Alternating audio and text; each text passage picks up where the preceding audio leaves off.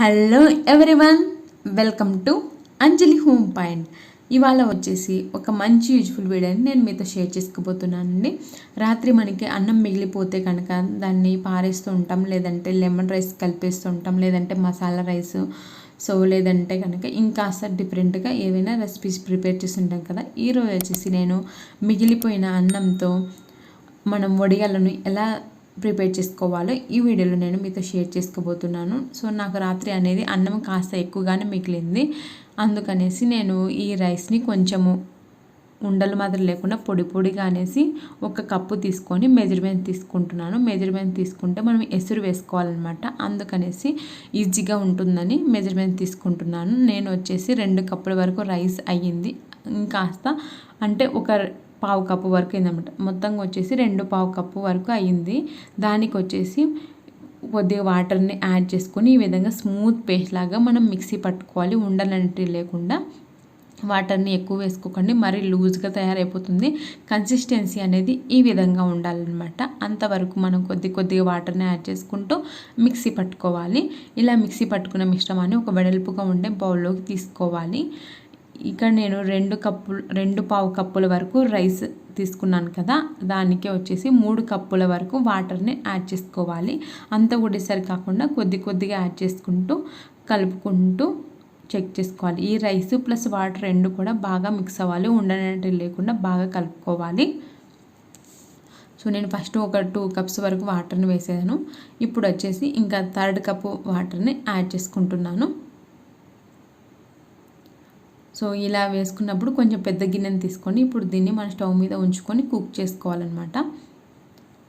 ఇప్పుడు stove on చేసుకొని ఈ గిన్నెను ఉంచుకోవాలి స్టవ్ మీద. నేను ఇక్కడ హై ఫ్లేమ్లో ఉంచుకున్నాను, పక్కనే ఉంచుకొని చెక్ చేసుకుంటున్నాను. ఇప్పుడు ఇందులో వచ్చేసి సాల్ట్ని యాడ్ చేసుకుంటున్నాను. ఒకవేళ మీకు ఏదైనా పని ఉంటే కనుక లో ఫ్లేమ్లో పెట్టుకొని కుక్ చేసుకోండి, లేదంటే అడుగు అంటుతుందన్నమాట, మాడిపోతుంది. ఇప్పుడు వచ్చేసి ఇందులో 2 స్పూన్ల వరకు జీలకర్రను యాడ్ చేసుకున్నాను. దీన్ని వచ్చేసి నేను హై ఫ్లేమ్లో ఉంచుకొని కుక్ చేసుకుంటున్నాను.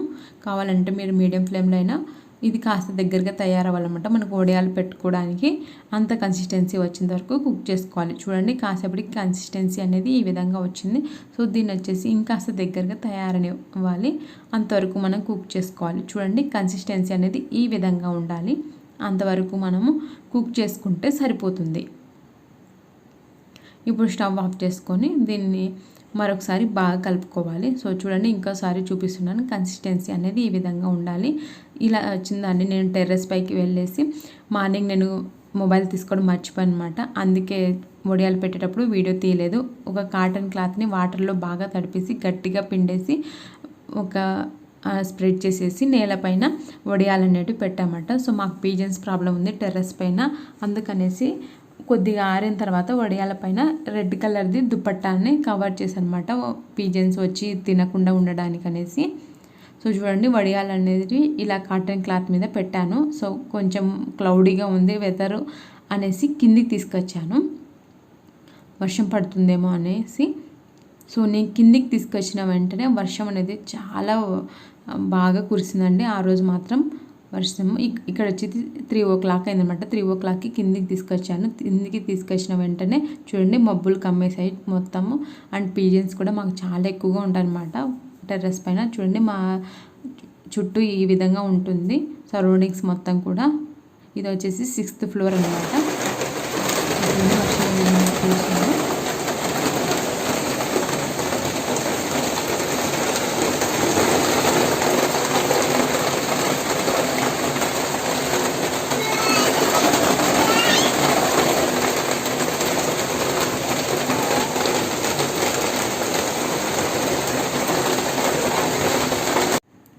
ఇంకా బయట వర్షం పడి వెదర్ చల్లగా ఉంది కదా, ఇంట్లో వేడిగా ఏదైనా స్నాక్స్ చేయాలనిపిస్తుంది. అందుకనేసి గార్లిక్ చీజ్ బ్రెడ్ని ప్రిపేర్ చేస్తున్నాను. చూడండి, వర్షం పడేసరికి బాల్కనీలో మొక్కలు అనేవి కొంచెం కాస్త గ్రీనరీగా కనిపిస్తున్నాయి అన్నమాట. వర్షం పడితే చాలా బాగుంటుంది.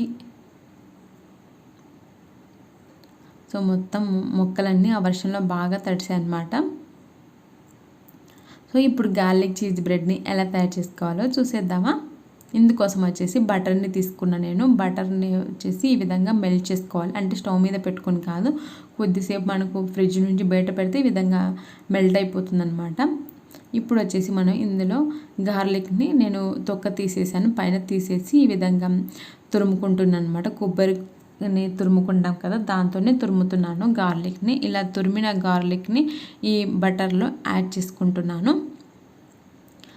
ఇవి వచ్చేసి చీజ్ అండి, చీజ్ క్యూబ్స్ ఉంటాయి కదా అవి. ఇప్పుడు వచ్చేసి నేను ఇందులో చిల్లీ ఫ్లేక్స్ని యాడ్ చేస్తున్నాను. మనకు రెడ్ చిల్లీస్ ఉంటాయి కదా ఇంట్లో, ఆ ఎండుమిర్చిని మిక్సీ జార్లో వేసుకొని కోర్స్గా గ్రైండ్ చేసుకున్నాం అనుకోండి, చిల్లీ ఫ్లేక్స్ అనేటివి తయారైపోతాయి అన్నమాట. ఆ చిల్లీ ఫ్లేక్స్ని స్పైస్కి తగ్గట్టు యాడ్ చేసుకుంటున్నాను. సో ఇంట్లో నా దగ్గర ప్రజెంట్ కొత్తిమీర అవేం లేవన్నమాట, అందుకనేసి యాడ్ చేయలేదు. ఇప్పుడు వచ్చేసి ఇందులో కొద్దిగా సాల్ట్ని యాడ్ చేస్తున్నాను. ఆల్రెడీ బటర్లో సాల్ట్ ఉండేది కాబట్టి కొద్ది వరకు యాడ్ చేశాను సాల్ట్ అనేది.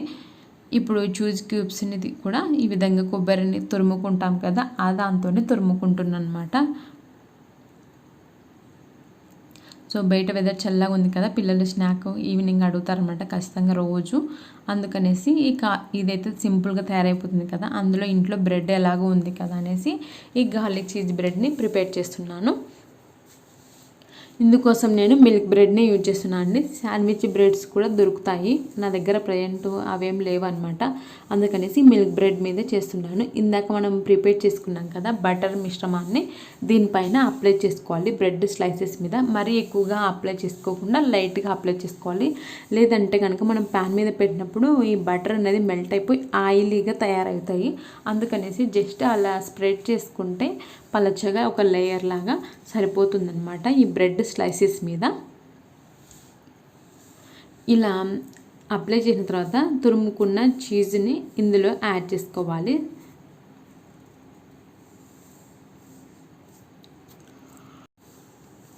ఇలా యాడ్ చేసుకున్న తర్వాత బ్రెడ్ బటర్ అప్లై చేసాం కదా, ఆ సైడ్ని వీడియో క్లిప్లో చూపిస్తున్నట్లు ఇలా ప్రెస్ చేయాలన్నమాట. దీనిపైన కూడా వచ్చేసి ఇంకో లేయర్ అప్లై చేయాలి బటర్ మిశ్రమాన్ని. ఈ విధంగా అప్లై చేసుకోవాలి ఇంకో లేయర్ లాగా.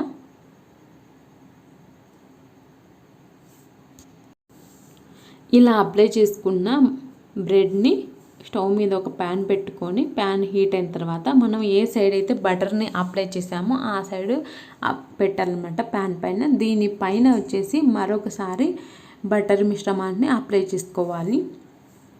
సో చర్వితాకు వచ్చేసి ఓన్లీ ఒక సింగిల్ బ్రెడ్ పైన బటర్ అప్లై చేసేసి చీజ్ తురుముని యాడ్ చేశాను. తను శాండ్విచ్ లాగా తినలేదు కదా, అందుకనేసి సింగిల్ బ్రెడ్ పైన ప్రిపేర్ చేసేది అనమాట.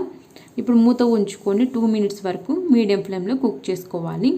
సో 2 మినిట్స్ అయిపోయిన తర్వాత ఇంకో సైడ్కి టర్న్ చేసుకోవాలి.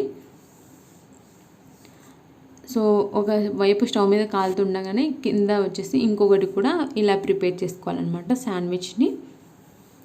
సో అంతేనండి, చాలా సింపుల్గా గార్లిక్ చీజ్ బ్రెడ్ అనేది తయారైపోతుంది. సో దీన్ని టమాటో సాస్తో సర్వ్ చేసుకోవాలి.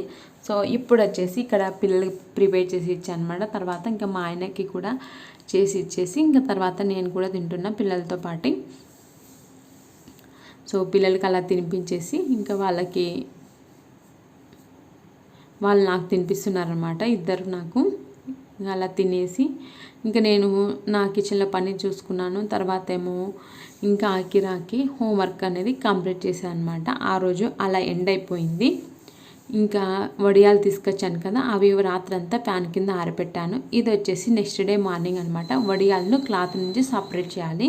ఇందుకోసం ఏం చేశానంటే, మనము వడియాలు పెట్టాం కదా, ఆ కాటన్ క్లాత్ని తిప్పి వేసుకోవాలన్నమాట. వడియాలు పాటు లోపలికి ఉండాలి, కింది పాటు పై సైడ్ ఉండాలన్నమాట. ఆ విధంగా పెట్టేసి ఈ విధంగా వాటర్ని స్ప్రింకిల్ చేస్తున్నాను. సో ఇలా స్ప్రింకిల్ చేసామనుకోండి వడియాలు అనేటివి క్లాత్ నుండి ఈజీగా సపరేట్ అవుతాయి. సో వాటర్తో బాగా అంటే కొంచెం ఎక్కువగానే వాటర్ని స్ప్రింకిల్ చేయాలన్నమాట. ఇలా స్ప్రింకిల్ చేసి ఒక 5 మినిట్స్ వరకు అలా వదిలేసాను. అలా వదిలేసేసి ఇంకా ఇప్పుడు వడియాలను సపరేట్ చేస్తున్నాను ఒక ప్లేట్లోకి. సో చూడండి, ఈ విధంగా కాటన్ క్లాత్ని ఇలా అంటే చాలు, ఇంకా మనకి వడియాలు అన్నట్టు ఊడొస్తాయి అనమాట. పెద్ద కష్టపడాల్సిన అవసరం లేదు. వాటర్ని చల్లేసి ఒక 5 మినిట్స్ వరకు దాన్ని అలాగే ఉంచాలన్నమాట. ఈలోపు బాగా నాని కాటన్ క్లాత్ వడియాలు మనకి ఈజీగా సపరేట్ అవుతాయి క్లాత్ నుంచి. సో వడియాలు పెట్టడానికి ఖచ్చితంగా కాటన్ క్లాత్ యూజ్ చేస్తే కనుక మనకి ఈజీగా వస్తాయి అన్నమాట వడియాలు, అండ్ బాగా వస్తాయి నీట్గా. సో ఈ విధంగా అన్నీ కూడా సపరేట్ చేస్తున్నాను క్లాత్ నుంచి వడియాలన్నిటిని కూడా.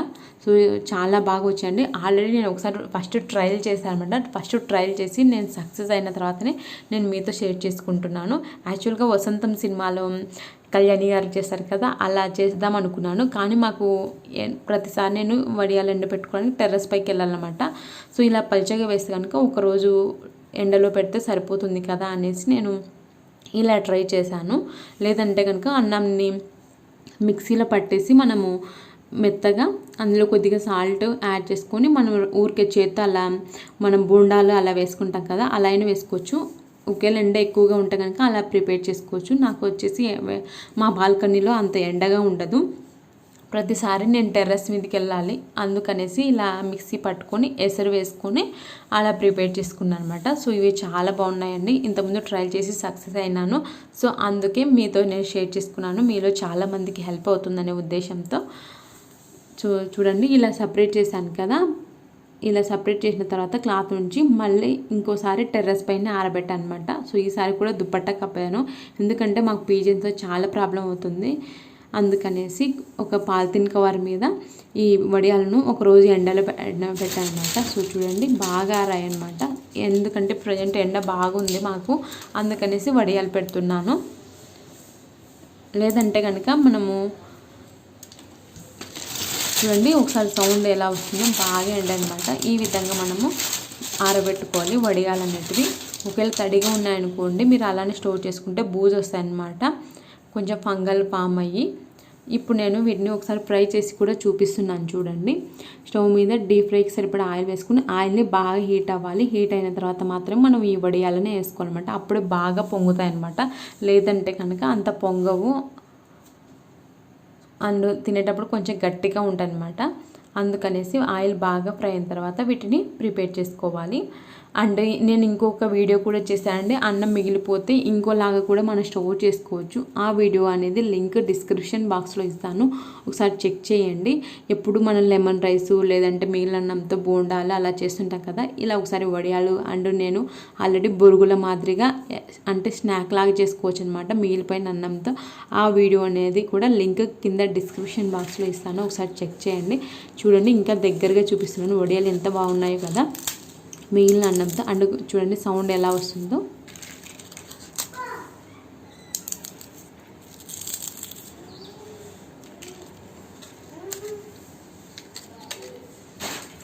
సో ఐ హోప్ ఈ వీడియో మీకు అందరికీ యూజ్ అవుతుంది, హెల్ప్ అవుతుందని అనుకుంటున్నాను, నచ్చిందని అనుకుంటున్నాను.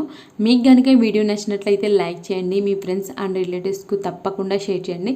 మరిన్ని వీడియోస్ కోసం మా ఛానల్ని సబ్స్క్రైబ్ చేసుకోండి. Bye friends, take care.